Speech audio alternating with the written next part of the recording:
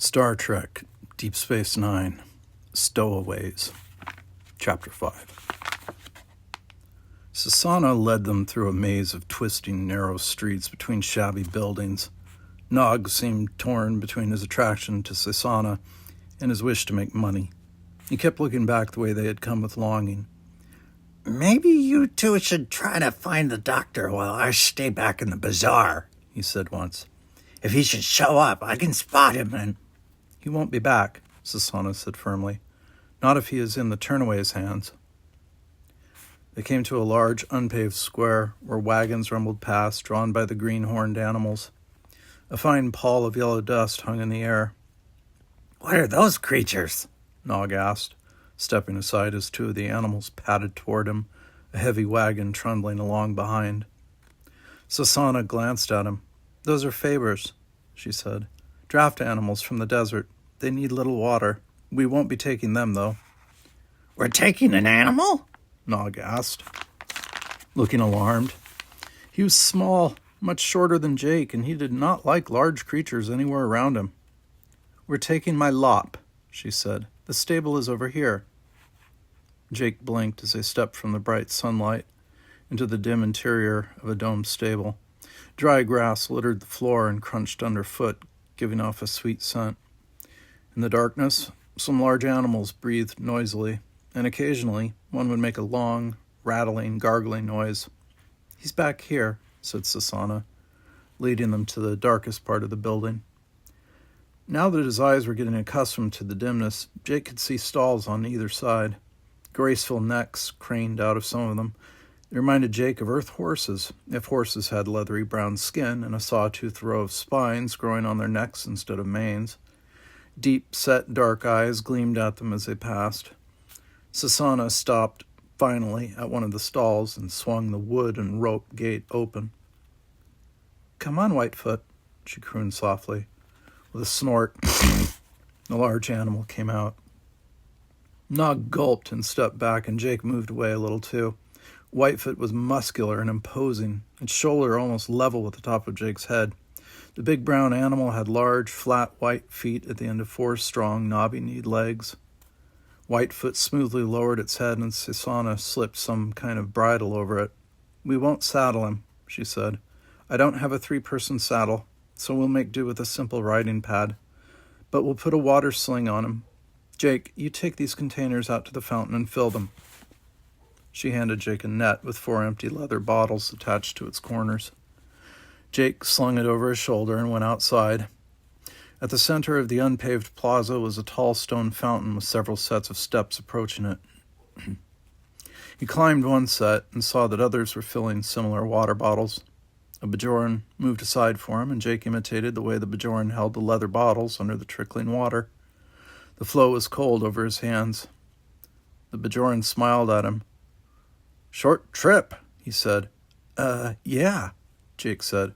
"Well, don't get lost. 4 water bottles won't last long out there," the Bajoran said with a nod toward an arched gate. "I'll be careful," Jake said. He lugged the 4 full bottles back to the stables.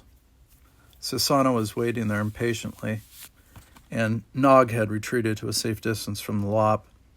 Sasana had tossed a plush riding pad over the creature's back. Now she was stroking the earless head and murmuring softly to Whitefoot. When Jake handed over the net with the water bottles, she climbed up on a fence next to the lop and swung the net over the animal's back. The lop grunted and shook its head. "Come on," Sasana said as she threw her leg over the animal's back. "You can sit behind me, and then Nog." "Me?" squeaked Nog. Look, I think I'd really rather stay here and—" "Come on, Nog," Jake said firmly. The Ferengi swallowed hard. "I'm going to regret this," he muttered, but he came slowly forward. Jake climbed the fence and clambered onto Whitefoot's back. The animal shifted restlessly, and Jake had to grab hold of Sasana's waist to keep from tumbling off. "No," she said. "Hang on to the net. That's safer. If you fall off, at least I will stay on." Great, thought Jake. He was sitting on the net which Sasana had attached to the riding pad. He seized the mesh and looked back at Nog, who was hesitating at the fence. Jake said, "Come on, it's easy." He held out his hand. "Here, grab hold and I'll help you." "No, give me your other hand." At last Nog scrambled aboard, and Sasana clucked to Whitefoot. The animal lurched forward. "Whoa!" Nog shouted, swaying wildly from side to side. "I'll fall!" "Hold on," Sasana said impatiently. "You'll get used to it." Whitefoot lumbered out beneath the arched gate, and they were on a rough graveled road. Ahead of them in the distance, wagons swayed and clattered and raised clouds of yellow dust. Close to Sekilo City, the landscape was green. Spiky grass-like plants and glossy deep green vines covered rolling hills. In the distance, though, the sun glared on bare yellow hillsides. They headed that way, swerving out onto a bare track away from the main road. "The Scar," Sasana said, her voice grim. "Nothing lives there now. They say the Turnaways have a camp there somewhere, with food domes and deep wells. At least they used to have a camp there back when they were fighting the Cardassians." As Whitefoot lumbered along, Jake and even Nog gradually got used to the swaying gait.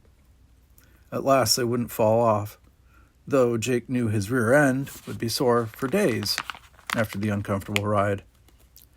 An hour out from Sekilo City, they came to a hillside that sloped down away from them. "This is where the Cardassian mining operation began," Sasana said. "You see what they did." Jake took a deep breath. They were on the rim of a vast crater, a crater so wide that the other side was out of sight. Nothing grew there that he could see. It was just a jumbled, barren wasteland cut by deep ravines and dotted with gray boulders. Here and there, poisonous-looking green pools of water shimmered under the brassy sky. "They're out there?" Nog asked, awe in his voice.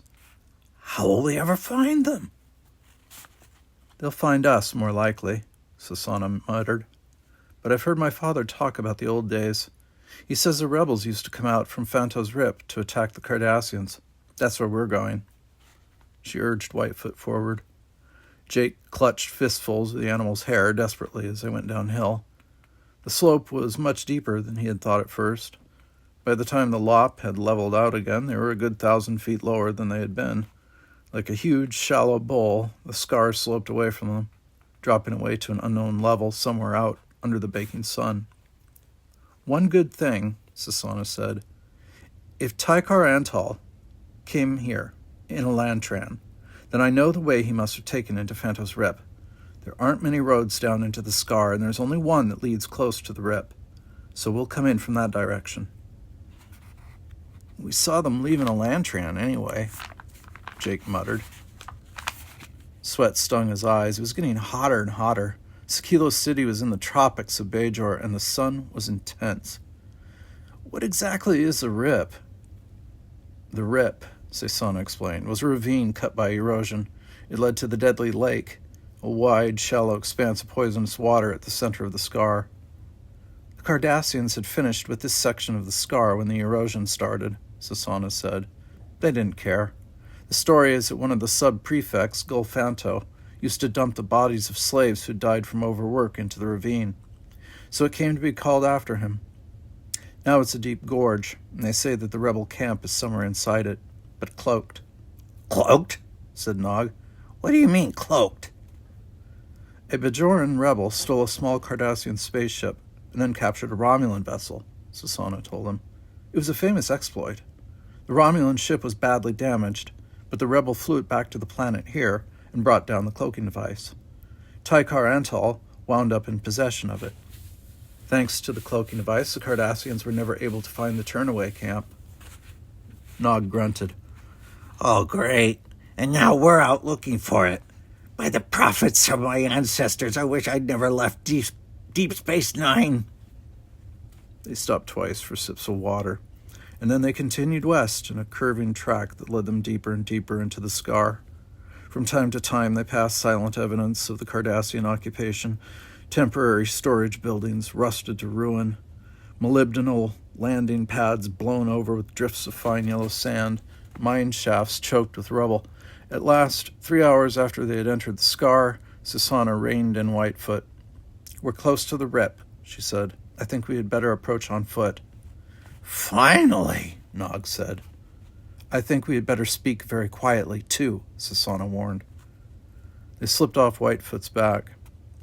Jake's thighs ached and his legs felt weak. Nog could hardly stand at first. After some stamping and groaning, though, he said he was ready to go. They drank some water. It had become warm and unappetizing in the heat of the sun, and then they went carefully forward. They came up over a low rise, and Sasana pointed.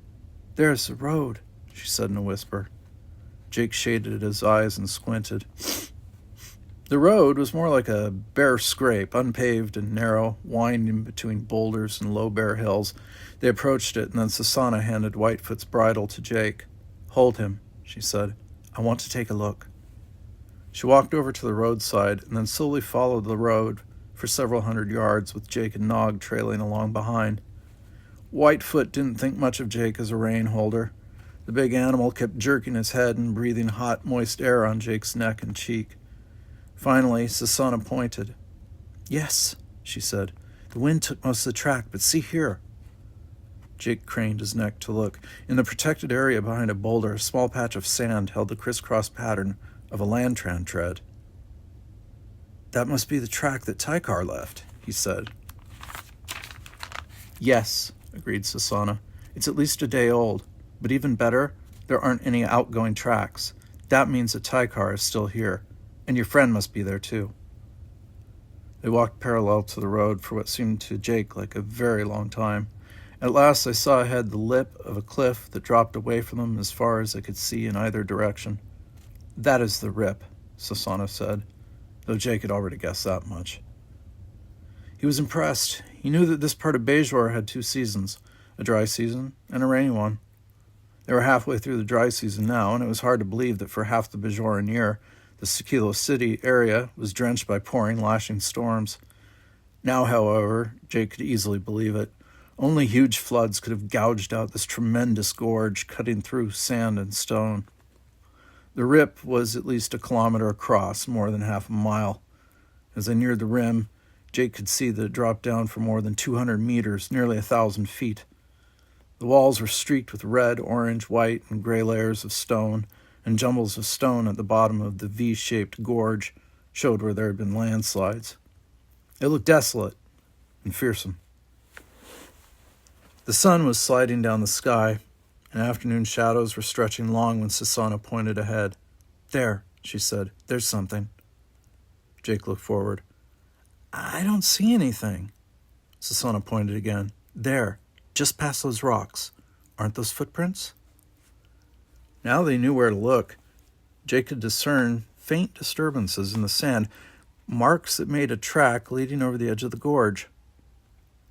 "Nog," Jake whispered, "can you hear anything?" Poor Nog looked all in. He was panting with the heat, and he groaned miserably. But he stood listening intently, moving his head from side to side. "I don't even hear a bug," he said at last. "Just the wind down in the gorge." They crept forward cautiously. Although from a distance it had looked as if the footprints went right over the edge of a sheer drop, they now saw that there was a rough track down the side of the ravine here, a sort of ledge that led steeply down the face of the cliff. It might be artificial, made by the Bajoran rebels, or it might be a natural ledge. It was impossible to tell. "We're lucky," whispered Sasana. "Lucky?" croaked Nog in a disbelieving voice. "If the turnaways had been as careful as they used to be, they would have swept out their footprints," Sasana explained. "Then we would never have found this way down. The road leads down into the Rip farther along, but I'm sure it will be well guarded. This may be a back way in." She looked at the 2 friends. "All right," she said. "This is your last chance. Do we go back to Sakilo and call in the constables?" Before Nog could speak, Jake said, "No, it's up to us." "All right," Sasana said. "Here we go. It will be single file." "Nog had better go first," Jake said. "He can hear anyone ahead of us before you or I could see them." "Thank you, my friend," Nog grumbled. "Anything to get out of this heat." He went forward and moaned as he looked down the ledge. "I don't like heights," he complained. "Don't look into the ravine," advised Sasana. "Just keep your eyes on the track." Nog looked most unhappy, but he cautiously descended. Sasana followed, leading Whitefoot. Jake blinked at how rapidly they vanished from sight. The track was very steep. He took a last glance around the desolate landscape with the scar, swallowed hard, wished his heart was not thudding so loudly, and followed his friends down into the unknown dangers of the rip. Chapter 6. The narrow rocky track led down at a steep angle. Sometimes it had almost worn away, and the three of them had to hug the cliff face to inch along.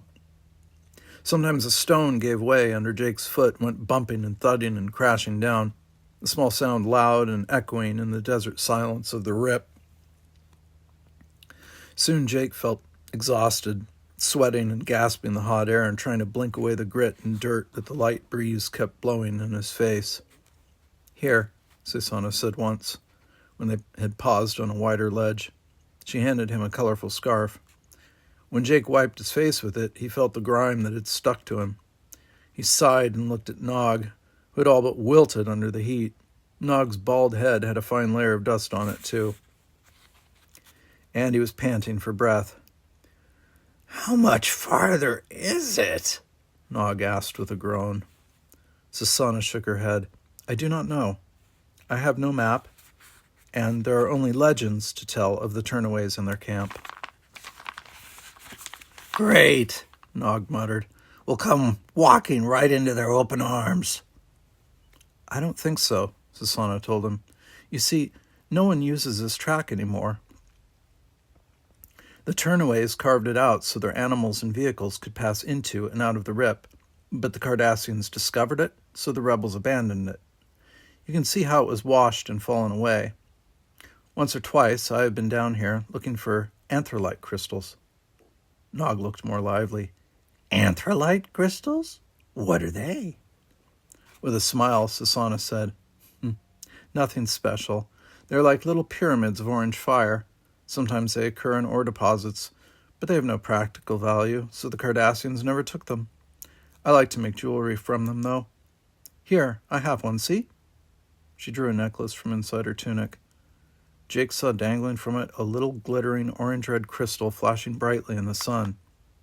Nog's gaze grew greedy. "Ah," he said. "Maybe I could sell a few of these on Deep Space Nine." Jake sighed and said, "Nog, we're trying to find Dr. Bashir, remember?" Sounding irritated, Nog said, I know, but what's wrong with combining a little pleasure with rescue? Now, if we could find some of these anthrolites." Sasana had filled a soft canteen with water. Jake drank from it and tossed it to Nog. "Here, have a drink, and then we can... have a drink, and then we have to go on with the search. You can worry about your sales later." Nog grumbled and complained, but he took a long swallow of water and got to his feet again. The three resumed their downward march. As they descended, the cliff cut off the direct rays of the sun, and the heat grew a little more bearable. Still, the path was uncertain and treacherous. Sasana warned the boys against making too much noise, and Jake had to watch where he put his feet. It wouldn't do for him to send a rock crashing down into the ravine, because they were getting very near the bottom of the trail, and someone down there might hear it. The rocky floor of the rip was a wasteland of barren stone and blowing sand. A hot breeze gusted through it, whipping up little dancing whirlwinds. Here and there the stone had been melted, and it had flowed into odd-looking orange-yellow puddles where it had cooled and hardened again. Jake thought it looked like some kind of pudding that had been plopped down and frozen in place. Hardly any life showed up here. Jake saw occasional spiky green desert plants like clusters of bayonets. A tough, wiry kind of yellow-green moss grew on the shady side of some of the boulders. Every now and then a scurrying black Bajoran insect the size of an earth ant, but equipped with 10 legs, would dart across their path. Aside from these, Jake could see no indication that anyone had been here since the Cardassians had left Bajor. "Is that melted rock from mining?" Jake asked of Sasana in a whisper. "No, battle," she replied. Jake gulped and looked around. The puddles of melted and rehardened stone lay everywhere. From the size of them, the Cardassians must have been using Starship-class phaser fire. He tried to imagine what it must have been like for the rebels, hiding here with great explosions of white, hot, liquid rock bursting up around them.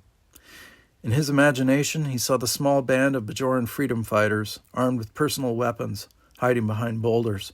And from up above, perhaps from the rim of the ravine, came the searing phaser blast that could vaporize flesh and bone. It must have been a terrible one-sided fight.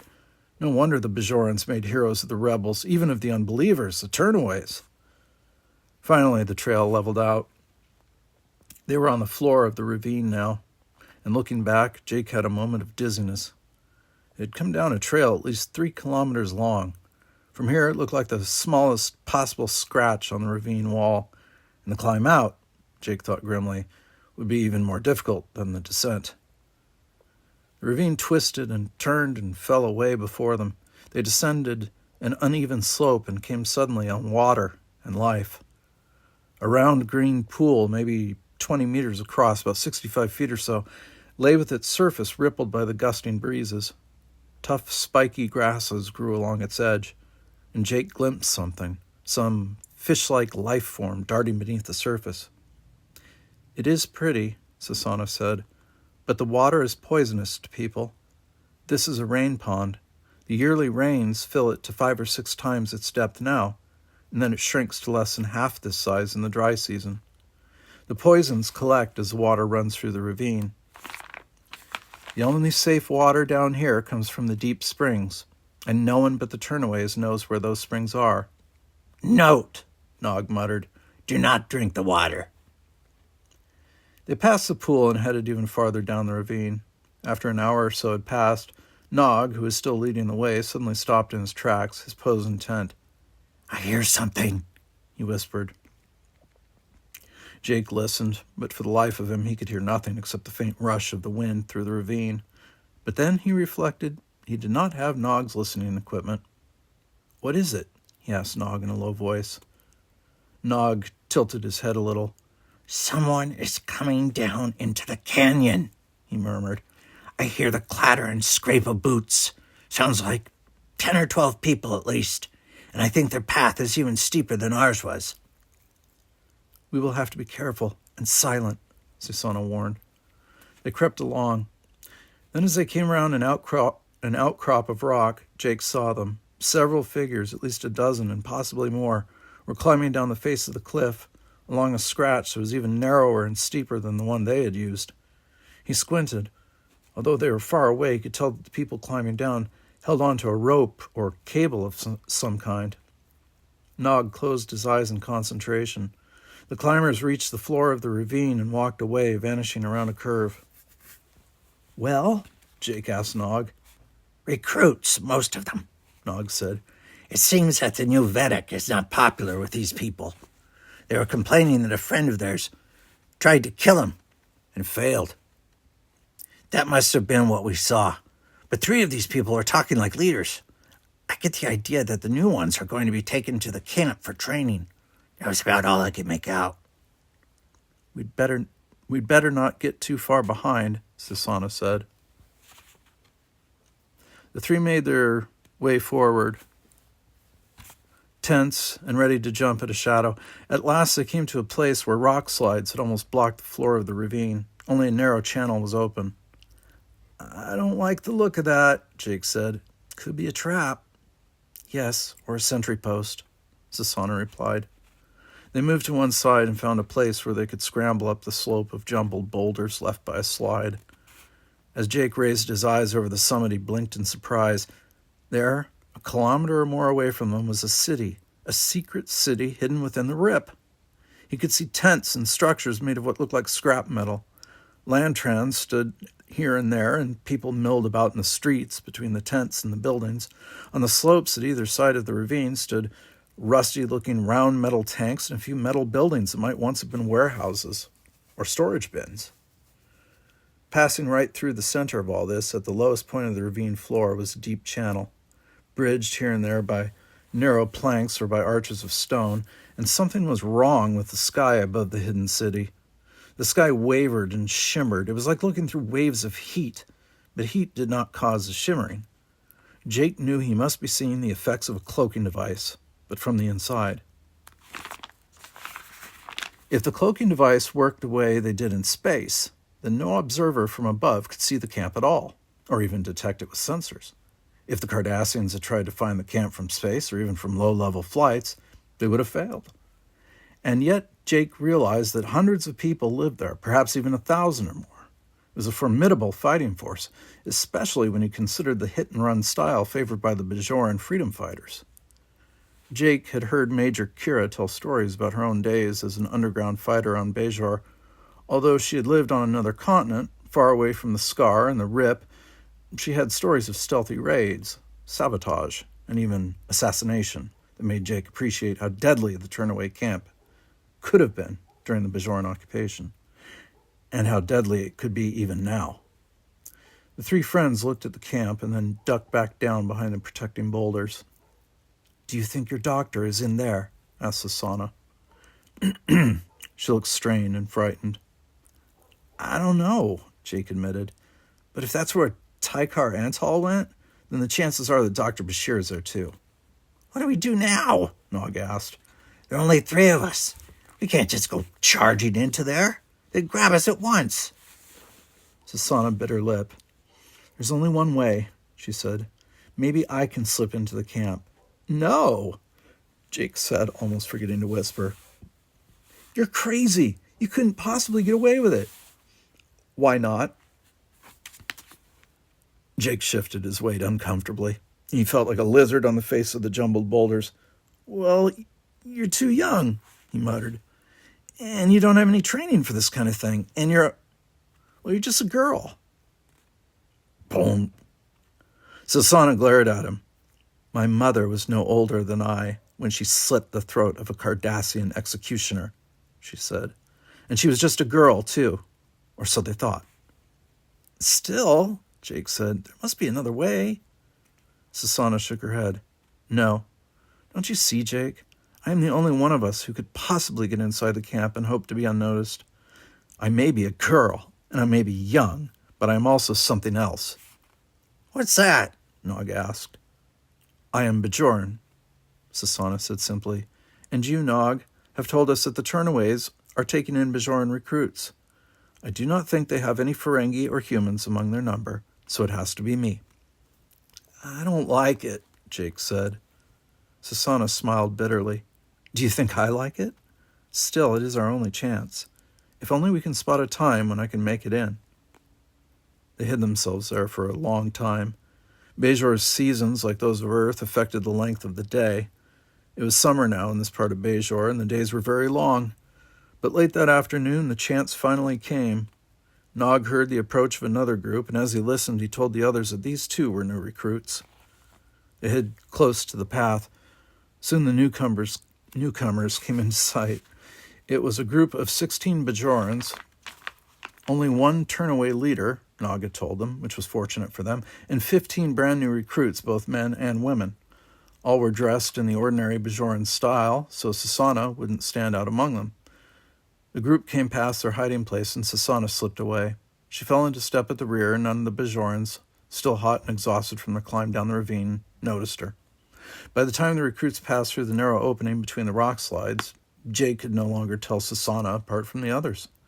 He hoped her cover would hold. "Now what?" Nog asked. "You heard the plan," Jake said.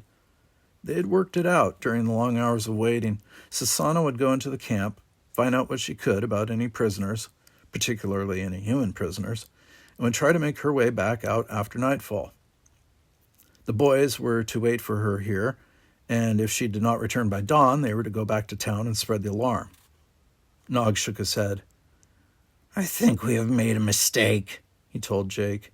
"Yeah," agreed Jake. "I feel bad about letting her go in there all alone." "I know what you mean," Nog said. "I should have offered to hold her anthrolite necklace for her." Jake scowled at Nog. Nog shifted uncomfortably under Jake's frown. "Well," he said defensively, "I only mean that if she doesn't come back again, that would be something that would bring a little profit." With a sigh, Jake said, "Nog, we're going to take shifts keeping watch. I'll take the first one. You rest until I ask you to replace me, and then you will watch.